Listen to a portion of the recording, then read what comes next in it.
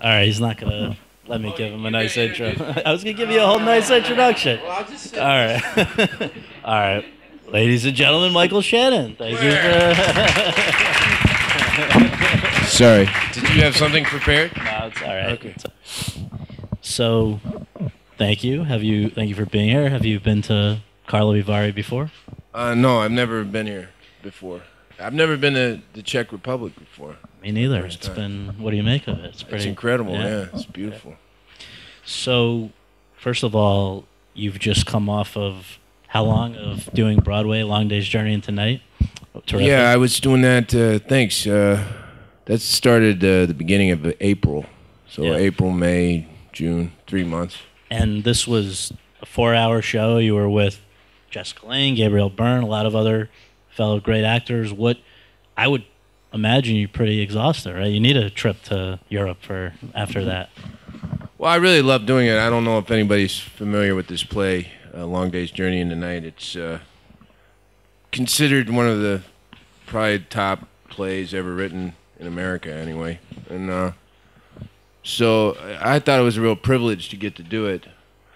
Not everybody gets a chance to do it. So, and honestly, we didn't really do it that long. It was a pretty short run in terms of Broadway, you know. So I kind of miss it, but it really took a toll on Jessica Lange and Gabriel Byrne. Being older, I think they were getting pretty exhausted. Yeah. Well, let's go back to the beginning. Where, just for people who may not know, where were you born and raised, and what did your folks do for a living? I was born in Lexington, Kentucky. My mother was a social worker, and my father was a professor. He taught accounting. But before I was born, he was an accountant in New York. And he used to go see Jason Robards do Eugene O'Neill plays on Broadway. That was another reason I was prompted to do this show, is that my father used to go on and on about seeing these shows in their, if not their premieres, their earlier versions. So, but yeah, so there were no actors in my family. It wasn't like I was following in anybody's footsteps. Somebody asked me yesterday when I was doing interviews about my grandfather, who was an entomologist. He studied bugs. They were asking if I felt that desire to study bugs, or if that's why I did Bug, the movie. Yeah, I was just going to say, you did a movie, Bug. Didn't really have anything to do with it. But, yeah, apparently in Panama, if you go to Panama, there's a place called Shannon's Cove, which is named after my grandfather. That's where he did it. Yeah, he was all over South America and Central America. Apparently he was studying the migration of malaria from Africa to South America. Wow. Via mosquito. Yeah. Well, it all comes full circle. Now they got the Zika. Yeah. So anyway, when, as a kid, did you just first, I imagine it was as a kid, did you first try acting? And then when did it sort of become a thought in your head that you might be able to do this for the long term, you know, as a career? Well, yeah, I kind of stumbled into it. I was just kind of looking for something to do after school, you know. I grew up in Kentucky. Most boys try and do sports. It's very athletic, you know. Basketball is a big thing down there. But when I was a kid, I didn't have any ability whatsoever in that regard. So then you get relegated to things like, you know, math team or something like that. I tried that, and that didn't work out. And then there was this team, speech team, and you could go and tell a little story or get a little monologue or something like that. And that's where it started. It honestly started with Garrison Keillor. That was my first monologue, was from Garrison Keillor book called Lake Wobegon Days. He just retired. Yeah, that was... yeah. I practiced it, but I never got to perform it. But I memorized it, and in theory, that was my first performance in my bedroom. And you enjoyed the process, or what was it about it that you liked? You know, it's changed. It keeps changing, and I can't say there's one definitive reason that I've always enjoyed acting. But if I had to pick one thing, it'd probably be that I enjoy exploring other. It's a way of traveling in a way, you know. It's a way of exploring the world, exploring other people's lives, other people's points of view. It kind of a way of liberating yourself for a period of time from yourself. So at the outset, was the dream to be a movie or a TV actor? No. It's so gradual how this all. I mean, like even when I was doing that when I had that original impulse, it didn't like take over my life or anything. I still did lots of other things and had lots of other interests. The whole thing from that point till now has been like the slowest progression imaginable. I mean, when I got out of high school, at the time I had gotten out of high school, it had become enough of I don't know, an interest of mine that I pursued it out in the city, Chicago. That's where I was, Chicago. But I still, when I started doing plays in Chicago, I never dreamed of going to Hollywood or going to New York or becoming a star or any of this stuff. I liked doing it well enough to do that instead of something else. And you were serious enough about it that I believe, I read this, I don't remember if this is definitely the case, but did you pass up a scholarship basically to go to was it Duke?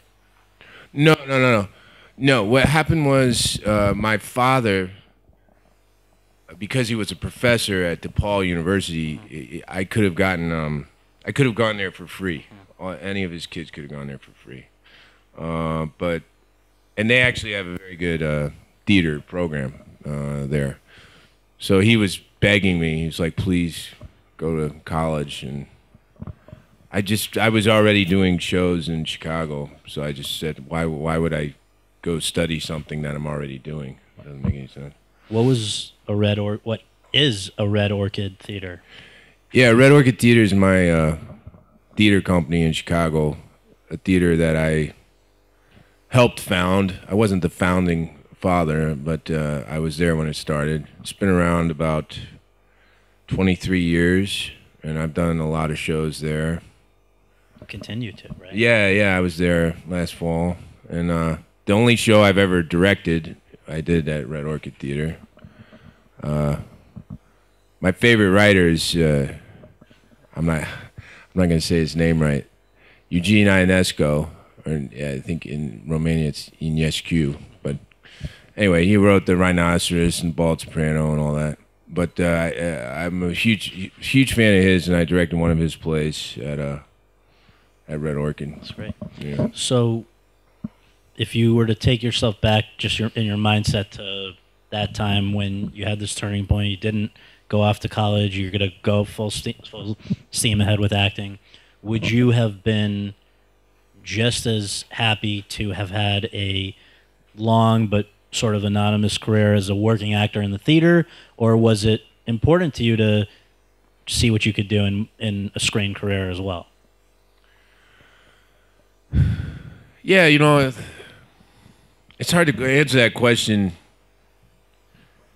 completely honestly, I guess. I'd like to think that, because I always say that I wasn't ambitious in that regard, but I guess at a certain point, you do start to wonder how you're going to make a living, you know. I spent years like doing this for free and not living very well. And at a certain point, you're like, well, if I ever have like a girlfriend or some kids or something, this is going to be a problem. So you kind of get tired of sleeping on the floor, and you think. But I had the luxury of kind of getting swept up by something that kind of changed my life, whether I wanted it to or not. I was doing this play called Killer Joe by Tracy Letts. And we'd started doing it in Chicago in a room smaller than this for about 40 people a night. But we did it for 8 months. And then we knew somebody who was Scottish, and she recommended we try and go to the Edinburgh Festival And so we got into that, and we did it there. The next thing I know, we were in London, and then we were on the West End. And then next thing I knew, I was in New York City doing it. And it just kind of changed everything. Yeah, you've said I owe Tracy Letts everything. Yeah. I mean, that play changed my life. So whether I was looking for that or not, it just kind of happened. And that, how a few years later, became a movie as well. Yeah, several years. Well, it's all relative, I guess. But yeah, the movie I have nothing to do with. But yeah. So your first movie was a memorable one, even if the part was small. People should go back and watch which movie to go see it. Groundhog Day. Yeah, that's how I got my my union card. Yeah. Right. And from then, was it a steady stream of film work, or it was back and forth? And no, because when I got Groundhog Day, I was still living in Chicago. So you were lucky in Chicago to get a day here, a day there. It was all day player work. Any project that came to Chicago, the meaty, larger parts had been cast in Hollywood. But you could be like, drug dealer number 3 or pedestrian number 4, things like that. And you appeared in a few big movies early on, Pearl Harbor, Vanilla Sky. I mean, but the one that I think maybe you would regard as a turning point would be 8 Mile. Wow, yeah. Well, yeah, 8 Mile was a very popular film. I mean, that was at the height of Eminem's popularity, so that was a film that a lot of people saw. Yeah, that would probably be the first time that, like, walking down the street, people were like, oh, you were that guy. One day I was walking down the street. This kid rode by on a bicycle. He got about halfway down the block, and then he turned around and he was like, yo, you was in 8 Mile. You fucked the mom. I was like, thank you. Right on. So a few years after that, there was what seems to me to be the big turning point, which was a movie that people know, Sam Mendes' Revolutionary Road, 2008. This was an adaptation of a classic American novel. It was a part that you were only going to have, I think, 8 minutes of screen time in, but in just a couple of scenes opposite some very big, well-known actors, you made a big impression. How did that movie first cross your radar, and did you realize at the outset that this was going to be a major opportunity for you to really kind of bite into a part? Well, it's funny. I really have Kate, my partner. She's here with me. I really have Kate to thank for that, because she first turned my attention to the book when we started seeing each other. She gave me a copy of it. She said, "You got to read this book." I had never heard of it. I didn't know anything about the author, and so I read the book, and I was completely mesmerized by it. And then, yeah, we were out in San Diego. Kate was doing a show out there, and I had no idea they were making a movie of this book. I hadn't heard about it from my agent or anything. And I was just reading the newspaper one day, and there was some little blurb about Leo and Kate back together again in another depressing story. And I was like, what? I'm like, what's going on? And I called my agent. I said, I didn't know they're making a movie out of this. He's like, oh, I didn't know you cared. I don't know. I'm like, well, yeah, I want to, please get me in. I don't care. I'll play anything. I'll do anything. I'd be a PA on that movie. I loved the book so much. And so they said, well, we talked to the casting director, and you could read for Shep or for John. I was like, I'll try John. And so I went in and I read for it, and maybe we should pause for a second to just, can you brief people a little bit about who John is if they haven't seen it? Oh, yeah, John. Well, okay, so Leo and Kate are married in the movie, and this woman, played by Kathy Bates, sells them their house. She's a nosy neighbor, kind of real estate agent, kind of, yeah, can't keep her nose out of your business type person. And I play her son, Kathy's son, who's a very brilliant mathematician who's been placed in an asylum. And Kathy is hoping that if she brings me over to Kate and Leo's house, that me hanging out with some nice young people will help straighten me out.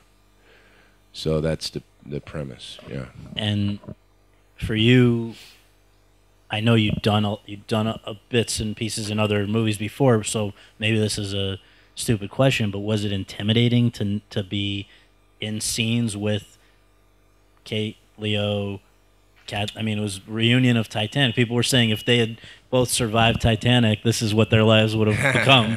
You know, so but for you as an actor at that point in your career, was yeah, it was very intimidating. Yeah, it was very intimidating. I mean, it was interesting with Leo because, like, I remember, because Leo and I are kind of like the same age a little bit, I think. And I remember watching him come up and thinking, you know, oh, who's this young rapscallion getting all these great movie parts? And then, you know, next thing he was a movie star, and it was just interesting to be working with him because I'd seen his whole career blossom, like many people here, I guess. And then, but they were all three of those people, Leo, Kate, and Kathy, are so extraordinarily kind and down to earth. I know that sounds like a cliche, but it really, really is true. Like, and all they care about is the work. There's no, like, you could say anything in that room. You could say anything if you thought it was going to help make the thing better. It's like, as divided as those characters are in the scenes that I'm in, it was a real team effort to make them the best that they could be. Do I correctly recall that there was a strange incident with a little bit of drooling? Oh yeah, well that was that was the last scene at the dinner table, and I lean over Leo and I say something really nasty to him. And we'd been shooting the scene like all day long. We'd done so many takes because it had to do a lot of coverage. Everybody had close-ups, and there were 2 shots, and over this shoulder, and over that, up that nose, and whatever. And then, so the last shot we did that day was Leo's close-up, which I thought was incredible that a movie star of that caliber would allow his close-up to be the last thing shot. And this is literally after we've done the scene like 50 times. And so I go to lean over and say this nasty thing to him, and I drool all over him, basically. I drool like right into his lap, right in front of his face. And then the take ends, and I go over, I'm like, dude, I'm so sorry. That's really gross. And he said, I don't know, what are you talking about? Like, he didn't even notice. Then I was like, oh man, I shouldn't have said anything. I was like, well, if you look down on your crotch, you're going to see some of my drool. Right. And don't take that the wrong way. Right. Well, okay, so now a couple of months later, you get some news. I guess I don't know how expected it was, but you are now no longer just Michael Shannon. You are Oscar nominee Michael Shannon. And that nobody can ever take that away. That's going to be there forever, unless one day we're going to turn that into winner. But try. What did that mean though to you? Was it expected, and just what did it mean, and did it change things in a noticeable way quickly? Yeah, you know, people have asked me about that, and it's hard to say because I had already signed up for Boardwalk Empire before that news came out. So that was kind of like signing up for the Army, you know. It's like, you're going to be gone. 7-year commitment or something? Yeah.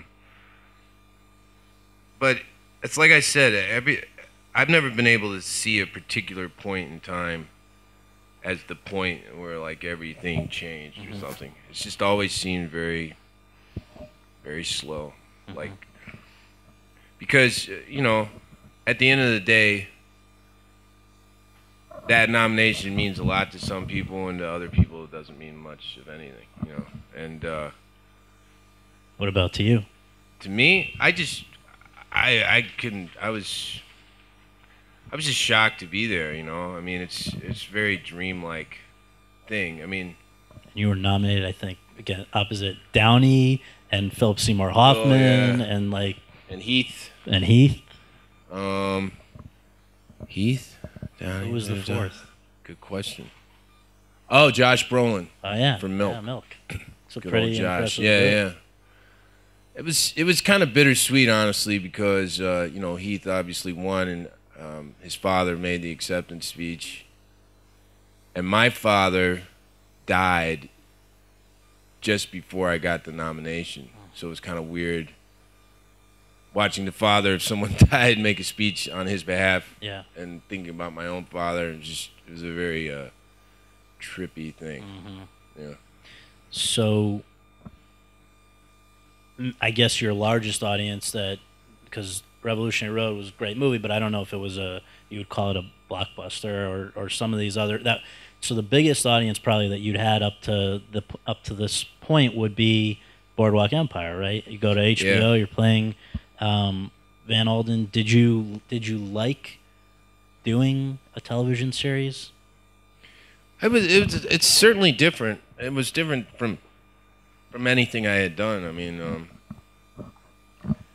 there's something weird about it. You feel like a marionette, you know, and the writers are pulling the strings, and sometimes I would get an episode and I'd be like, really?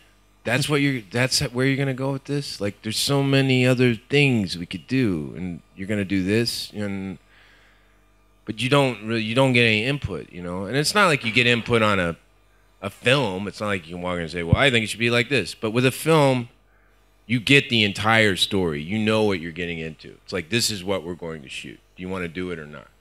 But with TV, it's like when I first met with Terrence Winter, for Boardwalk, I said, well, I'm assuming you want me to play like some thug or some asshole or something. Why did you assume that? Because I don't know. Because that people, this opinion of what I do had formed that pointed people in that direction. Just because you're an intense. You know why I'm saying that. Right? But you're saying just because at that point, people. I mean, you've played plenty of characters that.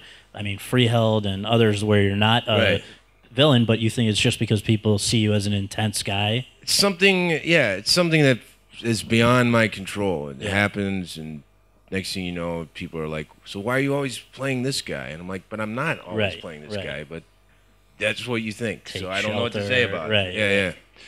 But anyway, I said, and he said, "No, I want you to play. You're going to be the law.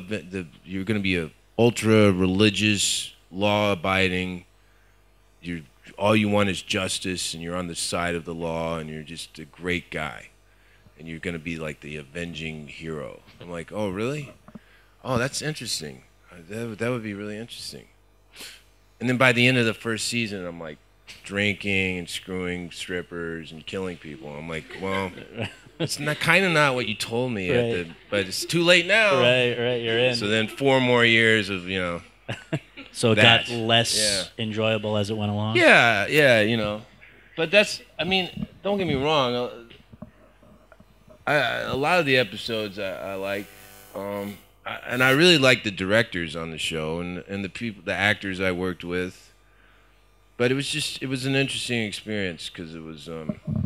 Would you do it again? Only if I had a lot more control. Yeah. I mean, I'm working on something with Ramin Barani, who directed 99 Homes. Yeah. A limited series. We're not sure yet, but it's based on a detective novel that we both really like.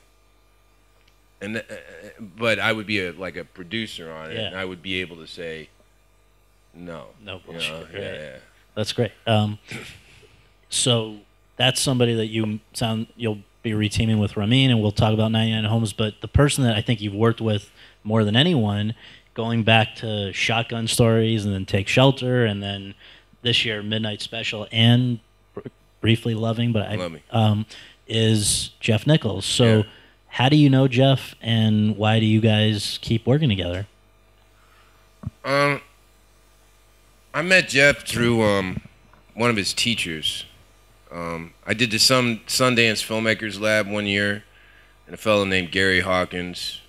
I worked on his project. For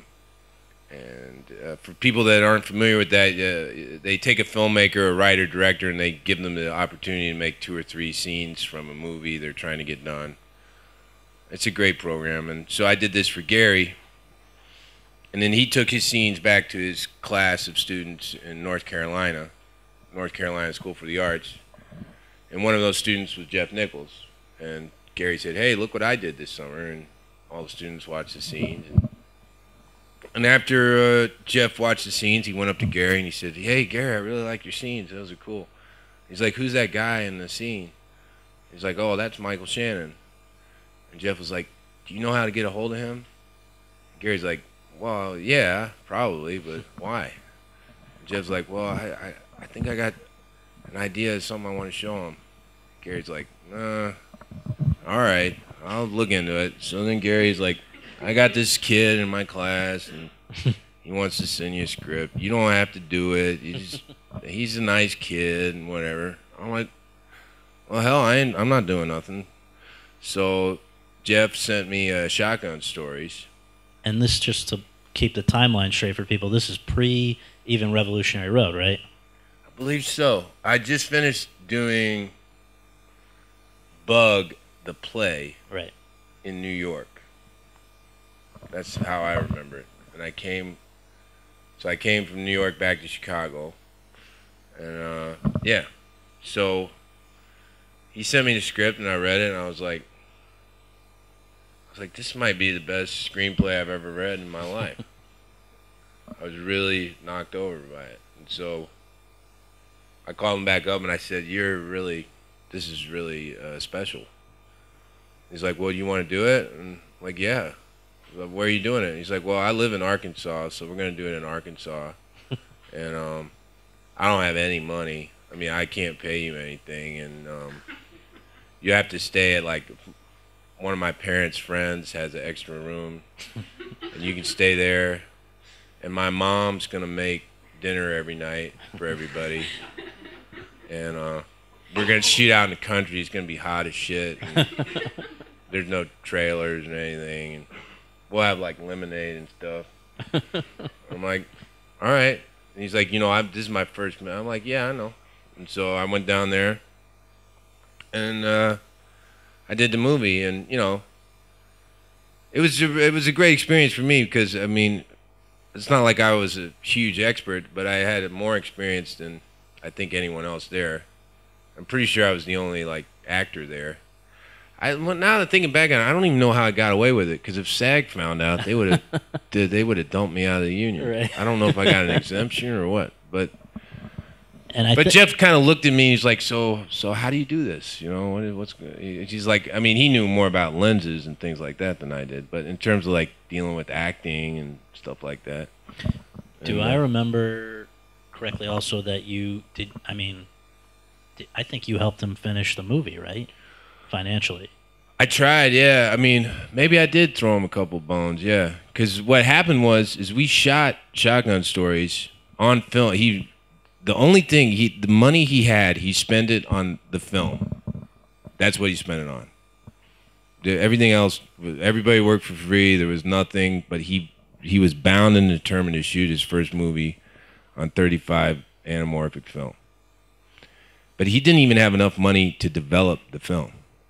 So when we were done shooting, he had cans and cans of undeveloped film sitting in his father's office in his furniture store. So he had no idea. I mean, he didn't even know if there was an image.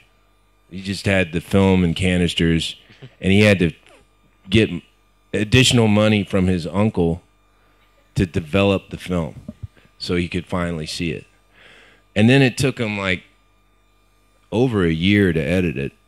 I mean, it was a real Herculean struggle for him to make that movie. But I think that's what kind of, knowing everything he went through and then seeing the movie when it was finally finished, I was kind of like, the admiration I had for him kind of ensured that I would do whatever he wanted me to do. And so you guys keep working together, and these have all been pretty well received. I mean, the others since then as well. I mean, you and Jessica Chastain, Take Shelter was terrific, and I think that year you had like, I know she had like 6 movies or something. Yeah, that was a big year for her. Yeah, we got her right before she became super famous. It's funny when you think about like who she is now and the circumstances, because Take Shelter wasn't a huge step above Shotgun Stories in terms of amenities. I mean, she was staying in some like Roach Coach shitty apartment complex, right, getting like nasty notes outside because she had a car. They like got her a car so she could drive around, and she would park it in this space, and then people would leave notes on her windshield like, "You're in the wrong space, retard," or whatever. And it's like Jessica Chastain. right, you know? right. It was this. I don't know if she'd still be willing to live like that or not. Probably not. Yeah. No, she seems to have picked it up a notch. But so you mentioned 99 Homes. This is, a lot of people feel as great as you've ever been in a movie. Unfortunately, it was not as widely seen as it deserved to be, but it was a great little movie. And I just wonder for you, what did you make of working in the way that Ramin does, which it was for him a big movie, but it's still, I mean, not your normal experience, right? Well, yeah, I think Ramin's cut from the same cloth as Jeff. You know, he's just one of these. He's like a real warrior when it comes to making films. You know, he's his work ethic, how hard he works before the actors even show up at the table. You know, I mean, the amount of preparation they do, the vigilance that they approach writing their screenplays, and the discipline. It's very admirable. So, yeah, I mean, Ramin knew more about this story than anybody. He had done so much research. He'd spent so much time down in Florida, and let's just tell, if people haven't seen this, is a real estate. Yeah, it's about the housing crisis in particularly as it happened in Florida, southern Florida, which was pretty devastating. So Andrew Garfield plays a young guy who's down on his luck, construction worker, can't get a job, and lives with his mother in the family home, and they lose their home. I play the guy that evicts them from their house. So on paper, and even I guess on screen, a lot of people look at your character, this guy Carver, and categorize him as the bad guy. But do you, in this case or in any case, I mean, when you're playing somebody, do you have to approach it non-judgmentally in order to do it, or can you acknowledge, or you know, do you see him as a bad guy? Well, I don't know. I mean, saying that he's the bad guy or someone's a bad guy doesn't really solve anybody's problems. It's like, okay, yeah, he's a bad guy. The end. You know, things are more complicated than that, hopefully. I mean, all I can say is I spent time with a person who's kind of like Rick Carver in real life. Someone who's in the similar position that Rick Carver's in. And the guy's like very traumatized by it, and it's had a profound effect on him. And he wishes, you know, things were different. But it's a movie about survival, and Rick's point of view is this is what I have to do in order to not be living on the side of the road, you know. There was a lot of improv on this, right? Or a good amount of improv. Yeah, a little bit. I'm not exactly sure why, because I thought the script was pretty on the nose, but how do you feel about doing improv? Do you like it? I'm all right with it. I mean, I did a lot of improv in Chicago. Chicago's kind of an improv town, you know. It's known for its, you know, Second City and a lot of the great improv talents. I remember when Tina Fey was at Second City. You saw her there? Yeah, a lot of people. Scott Adsit. Yeah, a bunch of folks. Were you ever drawn to doing comedy like that? I did improv, but I did a little bit more anarchic form of it. It was a group called Bang Bang. We weren't mainstream. We were a little more strange, but I still do it from time to time. Yeah, I know some guys. T.J. Jagodowski, Dave Pasquazi. Good. Those are two of the best improvisers. Period. Does any part of you? I mean, I think when I interviewed you and Ramin together, he was saying he wants to write a great comedy for you. Are you drawn to the idea, though, seriously, of doing a comedy? Well, I mean, to me, there's comedy in everything. I mean, you take something like Revolutionary Road, and there's a lot of comedy in that. Just because something's at times, or like a perfect example, this the Hungarian film I saw. It's not the time of your life. This is not the time of my life. This is the Xavier. The one no, not that one. I just saw it. The first day. People know what I'm talking about, right? Yeah. That's a perfect example. It's like half the time you're thinking, man, this isn't going very well, and then all of a sudden you laugh, and that's life, It felt very real. So, what is it that keeps you going back to the theater when it's not for lack of film or TV opportunities? Theater typically pays less, demands more of your time and all of that. Energy, we were just talking about 4 hours, 6 or 7 times. 7. Why do you continue to be drawn to doing it? Well, everything's on a case-by-case basis, but, something like the real beautiful thing about Long Day's Journey into Night in particular is that what Eugene O'Neill did, the playwright, is he sat down and he wrote a play about his family. I mean, literally, like, this was my family. And he wrote a character that was him, and then he wrote his older brother, and he wrote his parents. And it's the most personal thing. There's no deviation from his own life. And it was really painful for him to do this. And he actually didn't intend for anybody to ever perform it, let alone he didn't really want anybody to read it. He was writing it for himself and for his wife. He dedicated it to his wife. And in the process of doing that, he created something profoundly universal, which is like this great paradox. Like, the more that you really kind of go into deconstructing your own experience, you can create something that helps other people understand their experience. You would think it would be the opposite. It's like, well, this is just about me. This isn't about anybody else. But everybody who comes and sees the play is like, oh, that's like my mom, or that's like my dad, or that's like my, this, that, or the other thing. So that's, I don't think it necessarily saves anyone's life or anything, but I do think,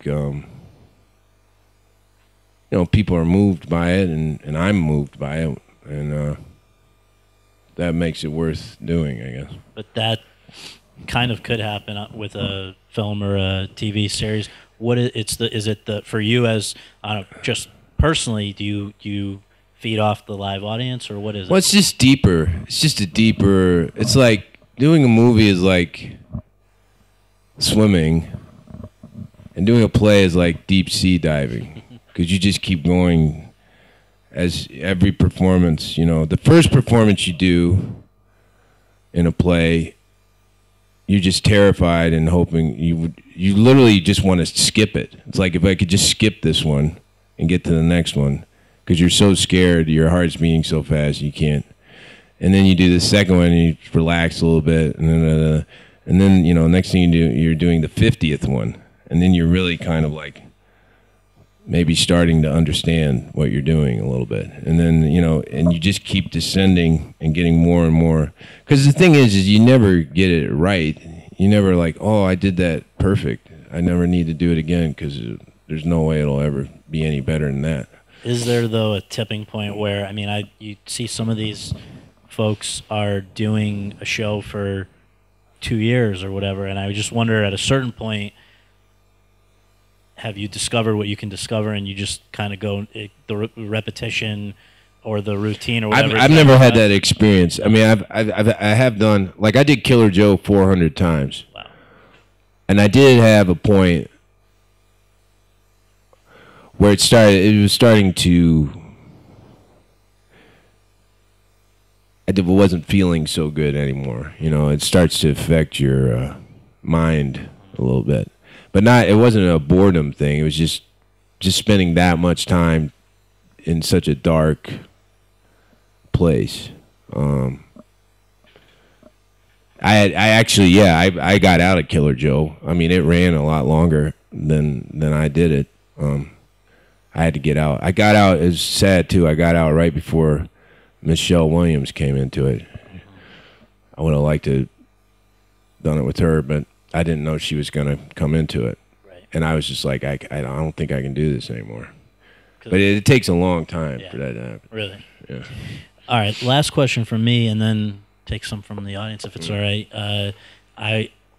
Tell us about the film that you brought here, Josh Marston's Complete Unknown, and what else you have coming up on the horizon. I think there's a couple other movies that are coming out this calendar year, right? Yeah, there's a lot going on.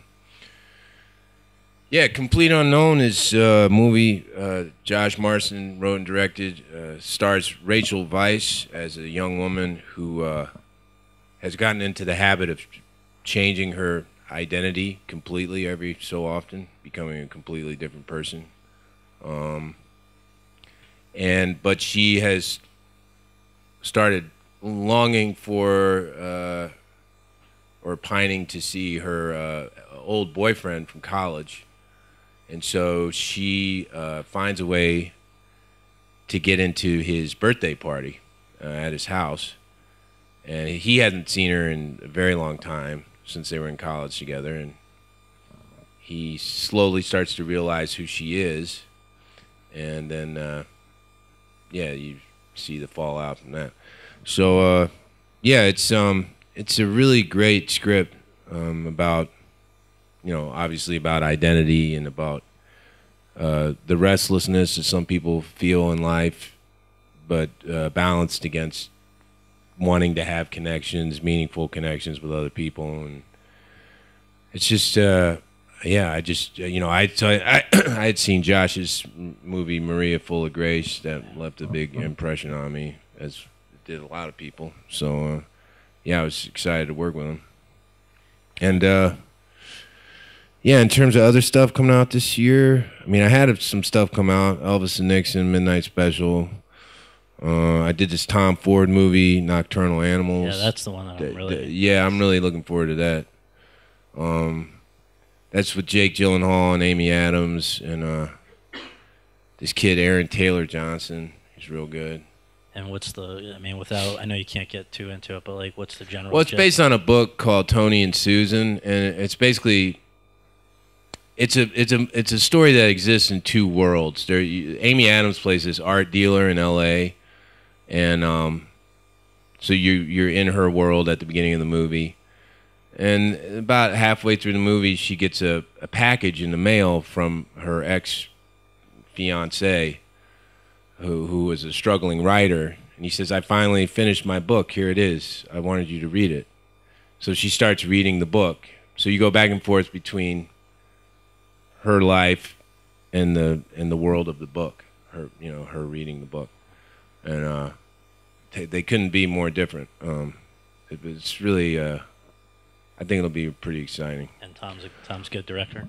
Yeah, Tom. I mean, I love The Single Man. Yeah, he's funny. You think of Tom Ford and high fashion and everything, but he's from the world of the book is set in Texas, and he's from that neck of the woods, so he really knows that part of the country, And it's got a pretty authentic feel to it, I think. Yeah, that one, very excited, and that's like November or something. Yeah, it's premiering. Oh, I don't know if I should say that. Never mind. All right, let's have any questions you guys have. just raise your hand. I think they'll bring the mic to you. Right here, please. Hi, Michael. I'm from Israel. I was at work in the comics movies, and what is your attitude to the situation now with the election in the States and all the tension between the communities? All right. So the first thing was about comic book, like the Superman thing. Yeah, I really like working on Man of Steel. I really like Zack Snyder. I think he's got a very distinctive vision, particularly visually, you know. I really like The Watchmen, so I was really looking forward to working for him, and he didn't disappoint me. You know, I didn't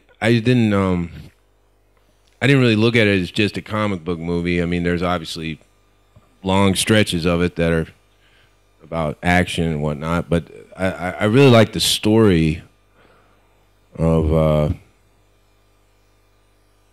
Zod, of that character. I didn't look at him as a bad guy. I just looked at him as a guy who was in a really high stakes situation, a very, you know, very extreme situation, and trying to deal with the extinction of his own planet.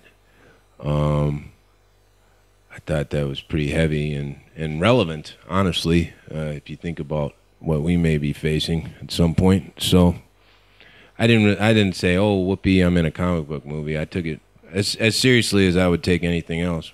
In terms of what's going on in my country, yeah, I don't really know. I don't know what to say about it. I mean,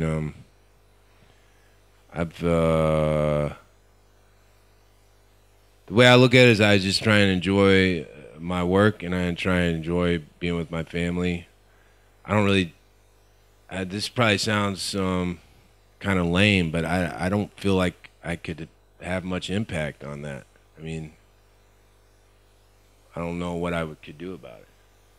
I mean, do you feel like there's a lot you can do about it? Are we talking about the election? I guess, you know, the political, yeah, all of it. I mean, it's like, I mean, I don't want to say I ignore it, because I don't. But I don't feel like if I went out in the street with a big sign that said, do this or do that, that anybody would pay much attention. People in the entertainment industry tend to get flack if they take a position because they say stay in your lane, right? I mean, Yeah. But Carver is talking in 99 Homes is talking about winners and losers, and it's kind of a Trump kind of character in a way. Yeah, but it's not as batshit crazy as Donald Trump. I mean, what he's saying actually makes sense. There's nothing that Donald Trump says makes any sense. I mean, I don't even know how to have a serious conversation about it. I mean, I just wish. Yeah, it's hard to say anything. How do you talk about something so unintelligent in an intelligent manner? I don't know.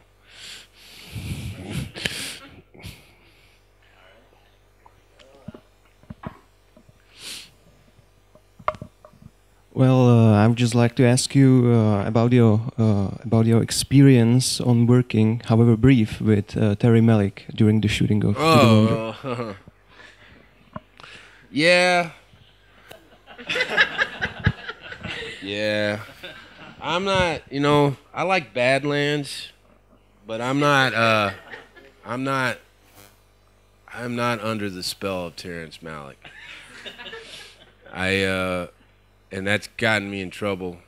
Me and Jessica actually had an argument about it once, because she was so excited I was going to work with him, because she, you know, adores him. And she called me up the next day. She's like, was it just the best thing that ever happened to you? I was like, well, I didn't know what I was supposed to say or what I was supposed to do. And every take, we would just kind of stumble around, and he'd be talking during the take, telling the cameraman where to go, and then telling me what I was supposed to be saying. And then I just was confused, and I didn't know what was going on. And I didn't really enjoy it very much. And she said, "You're crazy. He's a genius." And I said, well, we'll just have to, maybe we should take a little time apart till we can get beyond this. I think it's called To the Wonder. I'm not even in it. It got cut out. Yeah, it was me and Ben Affleck stumbling around some wreckage of something. I don't know. I didn't care for it. You being cut out is that I can say without offending you that was the weirdest movie I've ever seen. Right? I mean, it's just like nothing happened. Yeah. I just don't get it. I mean, I'm not saying. Look, I understand it. I guess that he is doing something that no one else is doing. There's no doubt about it. But you know, and I do think it makes sense to him. You know, I don't think he's like crazy or something. But I didn't get much out of it. Apparently, the newest one, Knight of Cups. Yeah, I don't know. Some people love it. Look, I mean, I haven't seen Knight of Cups yet. I don't think I'm gonna see the Terrence Malick movie again. I think I'm done. did it end up being unpleasant? No, it was fine. I mean, I'm glad I did it. I was like, oh, so this is what it's like. Right. But I didn't put a clipping of it in my scrapbook or Right. anything. Well, it'll be a good story in your memoir. Yeah. Do we have another?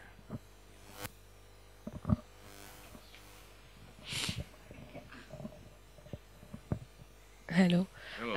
Your performance in Take Shelter was so inhabited. I was wondering, how do you prepare for such a role? Wow. Well, with Take Shelter, you know, me and Jeff talked about it a little bit, and I honestly, I didn't prepare a lot for Take Shelter because the way I see Take Shelter is you're watching a man experiencing something that he doesn't understand, and he has no idea what to do about it. And you know, there was it was like, well, I could try and study, you know, this, that, or the other thing, but what's actually happening to him is it doesn't fit any category really. It's more because the thing about Jeff's movies, I think, is as matter of fact as they seem, and like of this world of, you know, it's very rooted in the American culture experience, particularly the Southern experience. But his movies are very poetic to me. They're very lyrical, and they're not.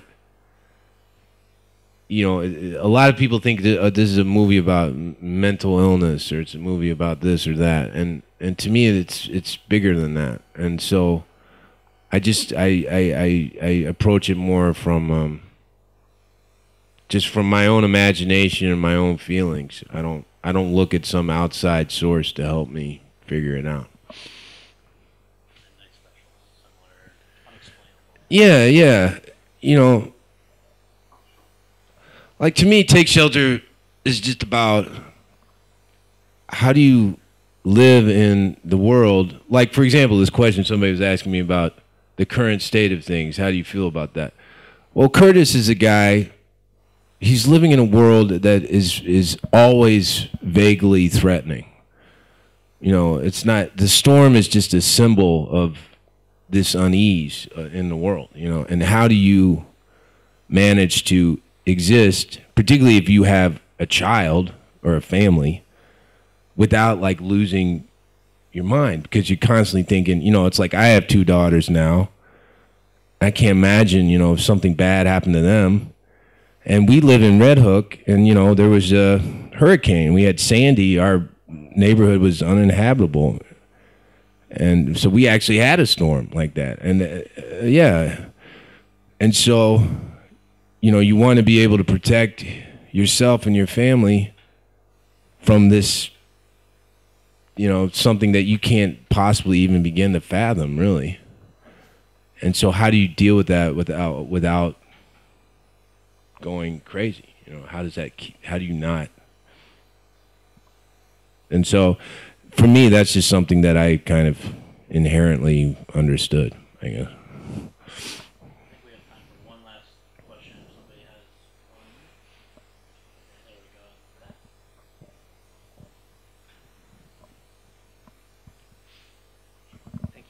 Hi, Michael. I want to know what do you think about the movies of Alfonso Cuarón and Alejandro G. Iñárritu, and if do you work with them in some moment? Oh, I would love to work with them. I would love to work with them. I mean, I would think probably the one that made the biggest impact on me was Amores Perros. When I saw that, I was like, whoa, that is a great, great movie. And Babel, too, I really like. I'm very happy for Iñárritu with, with Birdman and The Revenant. That's a beautiful thing, I'm very, very happy for him. But I don't, I've never, none of those guys have ever knocked on my door, so. I'm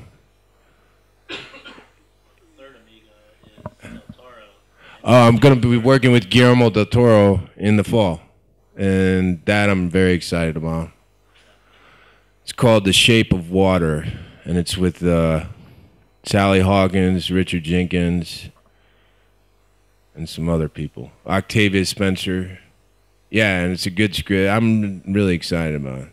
So yeah, yeah, those other two I haven't met with yet. But I'd totally work with them. All right. Well, thank you so much for coming and doing this. All righty. Appreciate it. Thanks. Yeah. Thanks, Thank you, everybody. guys. Thank you.